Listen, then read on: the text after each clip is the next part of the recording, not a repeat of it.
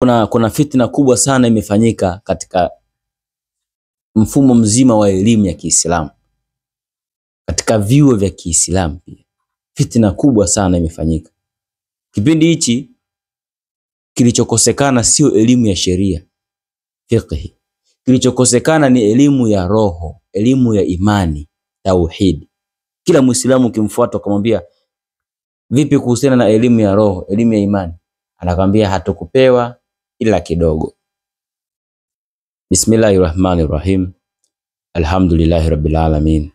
Wassalatu wassalam man la nabii ma la nabii ba'da. Alhamdulillah. Tunamshukuru Allah tabaraka wa taala ambaye katupa uhai sisi na wewe mpaka tukaote hapa saizi tunakumbushana, wewe unanisikiliza. Alhamdulillah. Kadhalika pia rehema na amani za Allah ziwaendee mitume wote na manabii aliyowatuma katika huu ulimwengu. Nichukue nafasi hii kukukumbusha wewe ndugu yangu, tunaishi katika kipindi kizito sana, kipindi cha fitnatul masihi dajjal. Sasa ndugu zangu, kuna fitna kubwa sana imefanyika katika mfumo wa elimu ya Kiislamu, imefanyika katika mfumo wa vyuo vya kielimu vya Kiislamu, kitu ambacho kinapelekea hata sasa tukiendelea kutegemea vyuo ndio viwe sehemu ya njia ya kupata elimu ya mazingira kwa ujumla, kwa mujibu wa Qur'ani, jamii itaendelea kulala. Ukifuatilia leo, kinachokosekana sio elimu ya sheria. Leo kinachokosekana katika vyuo vya Kiislamu ni elimu ya imani. Leo vyuo vyote duniani huko vya Kiislamu vyote, ndani humo kunafundishwa masomo ya sheria, fiqh tu. Baada ya kumaliza kusoma hiyo fiqh, wasomi hao wakirejea mitaani, wanarejea katika maisha ambayo kile ambacho wamekisomea hawawezi kukitekeleza, kufanyia kazi. Mwisho wa siku wanaamua sasa yani kwa sababu walichokisoma hakifanyi kazi, wanaungana na wale ambao wameweka mfumo unaozipinga zile sheria, waendelee kuwasaidia kuzipinga zaidi. Ninapozungumza hapa leo, duniani kuna mfumo wa utawala demokrasia. Huu ni mfumo ambao ni kama vile Firauni wa zama hizi, unaosimama kama Firauni kwa kuunda sheria na taratibu ambazo wakati mwingine zinapingana na taratibu na sheria za Allah. Hasa leo watu wakitoka nje kwenye elimu, kwa kuwa elimu inayofundishwa ni ya sheria, lakini mfumo wa maisha uliopo hauruhusu kutumia elimu hiyo, yaani haifanyi kazi. Wakitoka mtaani hawana cha kufanya, wengine ndio wanachukua maamuzi ya kuungana na ambao wanaongoza mfumo wa kupinga hizo sheria, wanasaidiana kuendelea kuzipinga zaidi. Elimu ya tauhidi leo haifundishwi, elimu ambayo ndiyo muhimu. Ni elimu ambayo hata kila mtume, kila nabii aliyetumwa alianza kuifundisha. Mtume Muhammad sallallahu alaihi wasallam amefikishwa pale Maka, anaambiwa fundisha hii elimu. Kaanza kufundisha hii elimu kwa takriban miaka 13. Elimu ya tauhidi. Ndio maana kwenye Uislamu kuna nguzo, kuna elimu za namna mbili. Kuna nguzo za Kiislamu ambao ndio mfumo wa elimu ya sheria kiufupi, lakini kuna nguzo za imani ambazo ziko 6, ambazo ndio mfumo, ndio nguzo, ndio msingi wa elimu ya imani. Mtu ana uwezo wa kuwa na imani bila kuwa na elimu ya fiqh. 100% ninakwambia. Mtume kaja kufikisha Uislamu, kaanza kufundisha elimu ya imani pale Maka. Maswahaba wakawa na imani ya juu sana bila kuwa na ufuataji wa sheria. Sheria zimeanza kuja baada ya miaka ile 13 kupita. Lakini ndani ya miaka 13 kafundisha Mtume elimu ya imani. Na watu wakawa na imani kubwa kuliko. Hii inatupa picha gani? Kuna elimu ya sheria, fiqh, lakini vile vile kuna elimu ya tauhidi, imani. Mtu ana uwezo kuwa na imani basi na kuwa na ujuzi wa hiyo fiqh, sheria, hata ana time. Kinachobidi ni nini? Mtu inabidi afahamu kwanza sheria, tauhidi, kumjua Allah kwanza. Kwa sababu elimu ya tauhidi inafundisha wewe kumjua Mola wako. Elimu ya sheria inakufundisha kutekeleza yale Mola wako aliyokuamrisha. Kwa lazima umjue kwanza Mola wako, kisha ndo ujue namna kutekeleza. Ukimjua Allah, utajua kutekeleza sheria zake. Leo watoto wengi Waislamu wengi wanafundishwa sheria kwanza, yaani utekelezaji kwanza, bila kumjua aliyeteremsha. Matokeo yake ni nini? Watu wanakosa imani katika nyoyo zao. Leo tuna wasomi wengi sana wa Qur'an, wengi sana wa Qur'an, lakini hatuna watu wanaoishi hiyo Qur'an. Wasomi tuna wengi sana, lakini hatuna watu wanaoishi hiyo Qur'an. Tumekaa tu hapa kubishana kila siku, minakasha, sio hapo kwenye nini, hapo uliweka fatha, hapo sio fatha, hapo ni kisra, hapo uliweka nini, vitu ambavyo ni nonsense, kwa sababu hauwezi kubishana na mtu sio umeweka sio fatha, umeweka kisra, sio umeweka dhamma. Hizi irabu hizi sio fatha, dhamma, sio kisra zimeletwa na watu wamekuja kuzitengeneza wao. Hata mtume azitambui hiyo fatha, kisra kwenye Qur'an, hata mtume azitambui. Zimeletwa na watu baada ya mtume kuondoka zaidi ya miaka 65 mpaka 100, mabadiliko yamefanyika mara 2, zikaletwa hizi irabu. Kile leo mtu hapo umekosea kusoma, hapo umekosea hapo, ingebidi uweke fatha, hapo uweke ain. Tuko kwenye ujahili kiufupi. Mtume sallallahu alaihi wasallam amezungumza, anasema muda mchache kabla ya kiyama, maisha ya ujinga, ujahili yatarejea tena. Maisha ya upagani yatarudi tena na mauaji yatakithiri sana. Elimu itaondoshwa. Kufuatilia hadithi hii inazungumzia elimu itaondoshwa. Elimu itakayoondoshwa hapa sio elimu ya sheria. Leo tunayo elimu ya sheria kila sehemu. Vyuo vya Kiislamu vinafundisha elimu ya sheria kila sehemu. Alichokuwa anazungumzia hapa ni elimu ya tauhid, elimu ya roho. Leo kila sehemu, mfuate Muislamu yote mwambie hivi elimu ya roho vipi mnaijua? Atakwambia sisi hatukupewa ile isipokuwa kidogo. Atakurejeshea na ayati katika suratul Isra inayompa ushahidi huo. Ndugu zangu, tukirejea kwenye hii aya ndani ya suratul Isra, waliokuwa wanajibiwa hapa walikuwa ni wapagani wa Kikureishi. Yaani ilikuwa kisa kilikuwa hivi.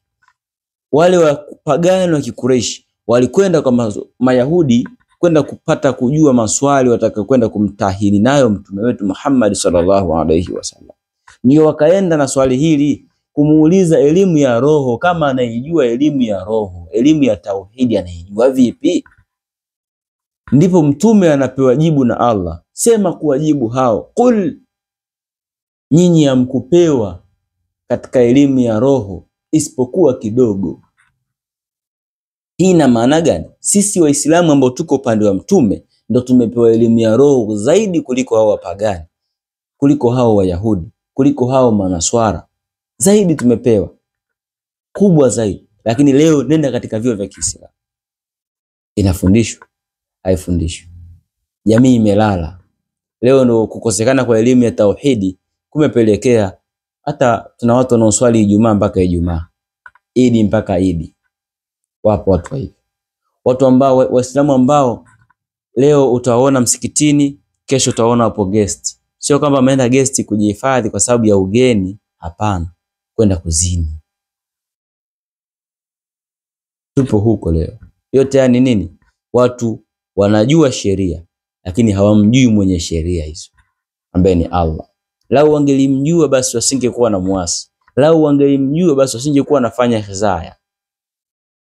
Leo tuna Waislamu, majina ya Waislamu yako mengi sana hapa, lakini midomoni mwao matusi yamewajaa kwa sababu hawamjui Mola wao, hawamjui.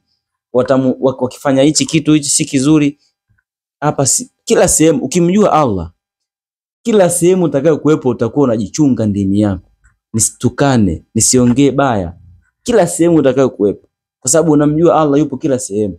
Lakini madhara kuto kumjua Allah ndio yanapelekea mtu ajione, mimi nikiwa msikitini sitotukana, lakini nikiwa TikTok, nikiwa YouTube, natukana bwana. Kote huko malaika wanaandika, wanashuhudia kila kitu ambacho unakicomment, ambacho unakizungumza, wanakiandika. Ni wewe ndio hujui, lakini malaika wanakiandika. Kwa hiyo ndugu zangu, kipindi hichi wallahi ujinga umerejea kweli. Na Mtume aliposema mauaji yatakithiri, nje ya mauaji alikuwa anakusudia madhambi makubwa sana yatakithiri. Madhambi hayo, mauaji yapo. Leo mauaji ni mengi sana. Mtu leo kufa ni kama vile unachinja kuku. Watu wanakufa kama vile kuku wanavyokufa kwa ugonjwa wa kideri. Watu wanakufa sana leo. Madhambi makubwa yanafanyika kipindi hichi cha zama za mwisho. Kipindi ambacho muumini wa zama hizi akiwaona wazinifu wanazini barabarani atawaambia, jamani sogeni pembeni kidogo mkazinie kule. Hana uwezo wa kuambia msizini, basi mkafanyie kwa kule kidogo. Media hizi zimejaa uchafu. Video ya hovyo yanapostiwa kila siku. Vijana wa Kiislamu na wengineo utakuta wamesharadadi, nitumie hiyo. Nami nione, nitumie. Mambo kibao yameendelea. Madhara ya fitna ama tabia nchi na mazingira ambayo tunayo leo duniani ya hovyo yametokana kukosekana kwa elimu ya tauhid. Elimu pekee ambayo tunayo leo katika vyuo vya Kiislamu ambayo tumepigwa, elimu ya tauhidi ambayo tumenyooshwa, ni elimu inayofundisha utatu mtakatifu kama ule wa wasiokuwa Waislamu. Leo kwa mara ya kwanza katika historia ya Uislamu, tangu mtume yupo mpaka anaondoka, ndio tunashangaa leo kuna elimu ya tauhidi yenye mgawanyiko wa utatu mtakatifu. Leo kwenye vyuo vya Kiislamu Waislamu wanafundishwa kwamba utendaji kazi wa Allah umegawanyika katika nafasi tatu. Kuna uluhiyya, kuna rububiyya, kuna asma'u wa sifati. Tunaambiwa hivyo. Sasa ukiuchukua huu na ukaenda kwa ule wanaosema ule utatu wao mwingine ambao wasiokuwa Waislamu, tofauti yako inakuwa kwa wapi? Mbona haya mtume akufundisha? Hajayazungumza haya mtume hata siku moja. Mtume kafundisha tauhidi ya la ilaha illa Allah. Hakuna mola isipokuwa Allah kila sehemu. Hakusema na ugawanyiko katika utendaji wake wa kazi. Hakusema. Yametoka wapi haya? Ndio maana inafundishwa hii elimu kwa zaidi ya miaka 100, lakini haina matunda kwa sababu ni kopo, haina maana. Mtume kafundisha tauhidi kwa miaka mingapi? Miaka 13, na maswahaba walijaa imani. Walijaa imani. Tuliona imani za maswahaba. Maswahaba walijaa imani miaka 13, Sheikh. Sisi hapa toka mwaka 1924 daula imevunjika pale Konstantinia. Mpaka leo tauhidi inafundishwa, ila haizai matunda zaidi ya kuongeza watu katika ujahili na ujinga. Tujue kwamba tauhidi yetu ya leo ya zama za mwisho imechezewa. Sio tauhidi aliyoleta mtume. Ndio hii inayofundisha utatu mtakatifu. Haiwezi kumfanya Muislamu hata amjue Mola wake vizuri, zaidi ya kumfanya kuwa mnafiki. Hawezi kuwa Muislamu muumini zaidi ya kumfanya kuwa mnafiki. Kwa hivyo leo tuna wasomi wengi sana wa fiqh, lakini imani hawana. Ndio mwisho wa siku wewe wanasoma dini sana, nasikia yule shehe amesoma, yule shehe ana ujuzi mkubwa sana wa dini, lakini mtaani huko ana vimada hatari. Muangalie pale, ana mke yule shehe yule, ana mke yule kasoma sheria, lakini hamjui aliyetunga hizo sheria, hamjui mwenye sheria zake, kwa hawezi kuzitekeleza kwa ukamilifu kwa sababu hamjui. Mja unaweza ukawa na elimu ila ukakosa imani, ila unaweza ukawa na imani bila hiyo elimu na bado ukawa sawa. Maswahaba wengi walikuwa na imani, elimu ya imani walikuwa nayo, ila hiyo elimu ya sheria bado haijaanza kuteremka. Kwa tunapata picha hiyo kwamba watu wana uwezo kuwa na imani. Na mtume anazungumza katika hichi kipindi, anasemaje? Kipindi hichi katika paji la uso la Masihi Dajjal kutakuwa na neno limeandikwa kafir. Hakuna atakayeweza kulisoma hilo neno isipokuwa muumini mwenye imani, hata kama hana elimu. Hiyo hata kama hana elimu ilikusudiwa elimu ya fiqh, sio elimu ya tauhidi, elimu ya fiqh. Hata kama hana ubobezi wa fiqh, ila bado atakuwa na imani.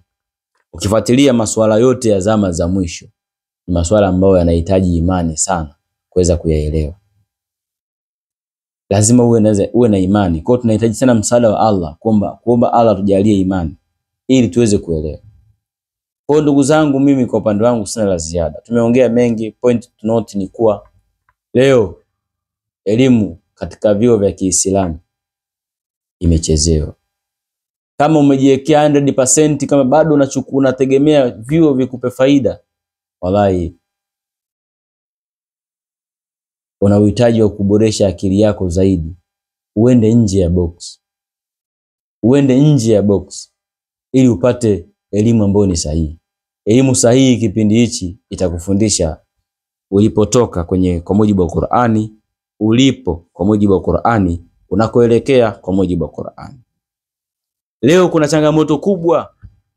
Kuna ndugu zangu wanasema sisi tunasoma dini na hadithi, tunasoma Qur'ani na hadithi kwa ufahamu wa wema waliotangulia. Hawa wema waliotangulia msiwapakazie kwamba hawajui vitu. Wao wanajua mambo mengi. Wao waliishi kipindi chao, wanaya kwao yaliyokuwa kiwasibu. Walitafsiri Qur'ani na hadithi kwa mujibu wa wakati wao na mazingira yao. Leo kuna mambo wao hawayaoni kwa sababu washakufa. Hawawezi kuyatolea ufafanuzi kipindi hichi. Wao washaondoka. Hawawezi kutolea ufafanuzi kipindi hichi. Kuna matukio yanatokea hayana ufafanuzi. Wao hawapo, hawakuyaona haya matukio. Huwezi kuona ukizungumza hao wema tena. Matokeo yake ni nini? Kuna kundi kubwa la Waislamu linaishi 2025, liko 2025, lakini aina ya maisha wanayoishi kidini ni miaka 400, 300 nyuma. Kwa sababu hao wema waliotangulia washafariki miaka 300, 400 nyuma. Kuna matukio hawajayaona ya mwaka huu. Kwa hiyo hawezi kutolea ufafanuzi. Kwa mwisho wa siku elimu inastaki, inaganda. Ni kama vile Qur'ani imefanywa kuwa ni kizee, kikongwe, kikoko. Yani imeganda. Haina tafsiri mpya, haina maelekezo mapya zaidi ya yale ya miaka 300, 400 nyuma. Sio sahihi. Leo basi wewe unataka kubisha wewe. Leo kuna tukio linatokea hapa baina ya Pakistan kuungana na Saudia kijeshi. Kuna tukio la Marekani kumtishia Taliban, ambako ni eneo ambalo Mtume kalizungumza kwamba ni eneo la Khorasan, eneo muhimu sana katika kitovu cha Uislamu katika zama za mwisho. Haya matukio huwezi kuyapata ulama na tafsiri anayaelezea sasa hivi, japokuwa Mtume kayazungumza kwa kina sana, kwa sababu wengi washaondoka kabla, hawayaoni haya matukio.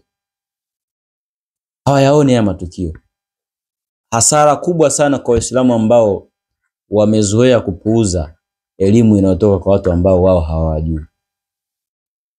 Waislamu ambao wanatarajia maneno haya tunayozungumza wayasikie kwa mashekhe zao ambao wao wanawajua. Wana hasara kubwa sana wala. Allah anafikisha elimu yake kwa waja wake katika njia ambayo hata wewe na mimi hatuwezi kuitarajia. Katika njia ambayo haitarajiki. Wenda mkapenda jambo, nalo jambo hilo halina kheri kwenu. Na huenda mkalichukia jambo, kumbe hilo jambo lina kheri kwenu. Anapokujieni mtu ambaye hata haeleweki na habari, msiipuuze kwa pupa, ichunguzeni. Huenda kuna ujumbe wa Allah mle ndani, mkafaidika nao. Na huenda katika kupuuza kwenu mkamuasi Mola wenu pasina kujua. Kwa hivyo Allah akazungumza akasema, habari inayokujieni kwa kutoka kwa mtu nyie mnayemuona ni fasik, msiipuuze bali muichunguze. Na ndugu zangu, kwa leo sina la ziada. Inshallah tukijaliwa zaidi tutaendelea kukumbushana mengi zaidi. Assalamu alaikum wa rahmatullahi wa barakatuh.